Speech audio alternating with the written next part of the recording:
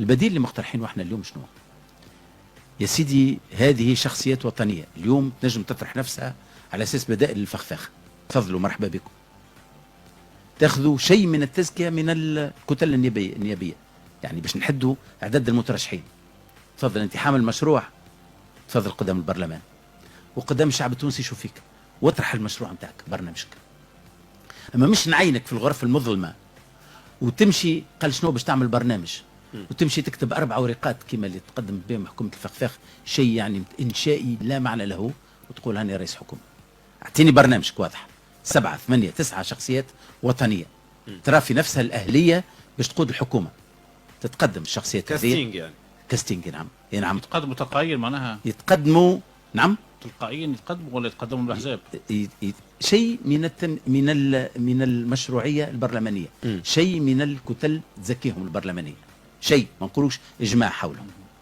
يتقدموا الشخصيات هذوما حارضين اللي عندهم مشروع، هاو مشروعي، هاو برنامجي، هاو باش نعمل تدقيقا بالارقام.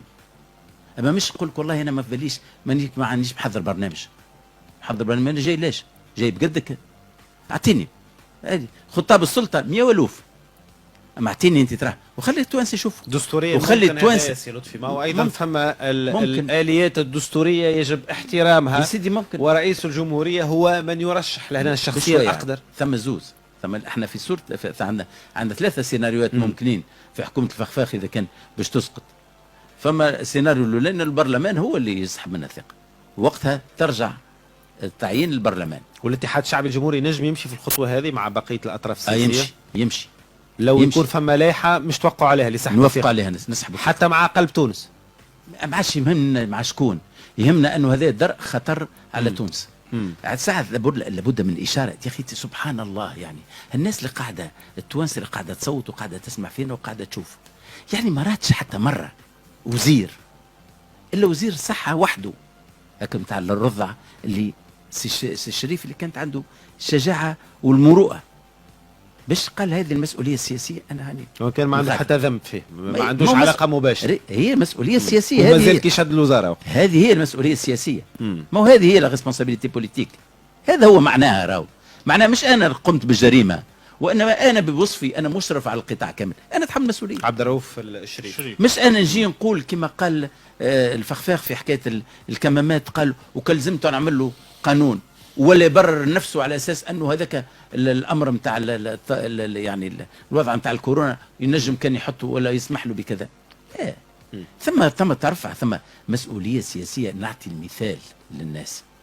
انا طالب الناس تضحيات اليوم كيفاش يكلمهم سي لا استقال. تو خلينا في العمليه. طيب هذا السيناريو الاول. السيناريو الاولى انه الحكومه المتبقي انه البرلمان يسقطها. البرلمان يسقطها بلائحه سحب ثقه.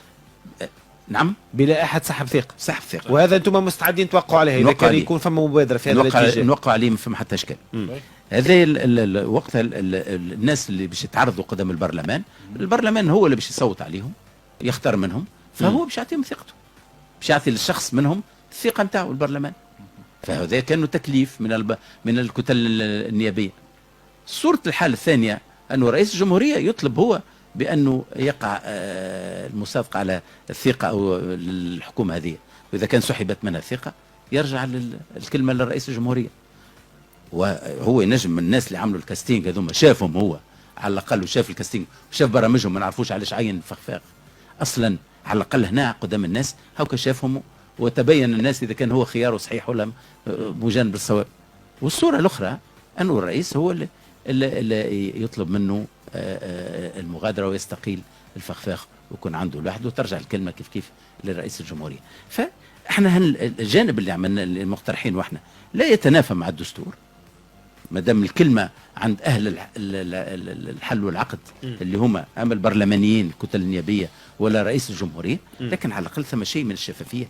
التوانسه يفهموا علاش وقع فلان ومش فلتان، جاي فلان وفلتان علاش، بما برنامج. طيب لو